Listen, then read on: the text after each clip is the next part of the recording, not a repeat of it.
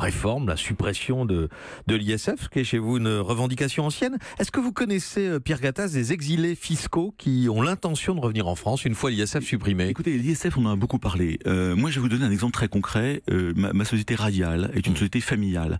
Il y a 20 ans, j'avais une vingtaine de concurrents patrimoniaux, familiaux, de Radial en France. Ils se sont tous vendus et certains se sont expatriés. Par contre, mes 30 concurrents... À cause de l'ISF ? Oui, principalement à cause d'une fiscalité, à cause de l'ISF. Il faut le savoir.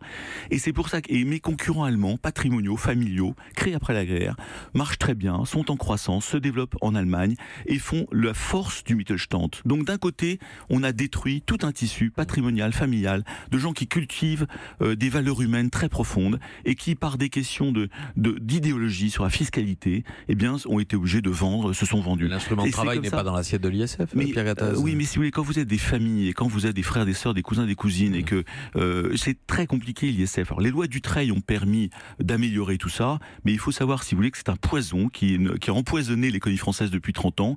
Moi, je suis ravi que quelqu'un puisse dire on en a marre, ça suffit. On est les seuls pays au monde, l'un des seuls pays au monde à avoir gardé l'ISF. Est-ce qu'à votre avis, des exilés vont revenir?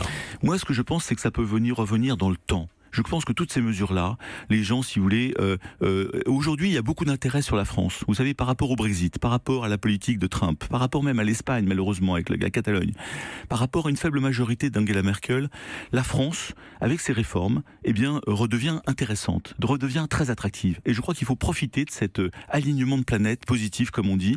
Et moi, je pense que si, dans les mois, il y a une stabilité sur le plan fiscal, sur le plan social, après des réformes qui doivent être menées courageusement, et que tout ça se stabilise, moi, en tout cas en tant que MEDEF, je serai le premier ambassadeur de ces réformes sur le plan national et sur le plan international pour que, in fine, des gens se disent tiens, c'est intéressant de revenir en France pour créer de l'entreprise, des entreprises et de l'emploi. Alors,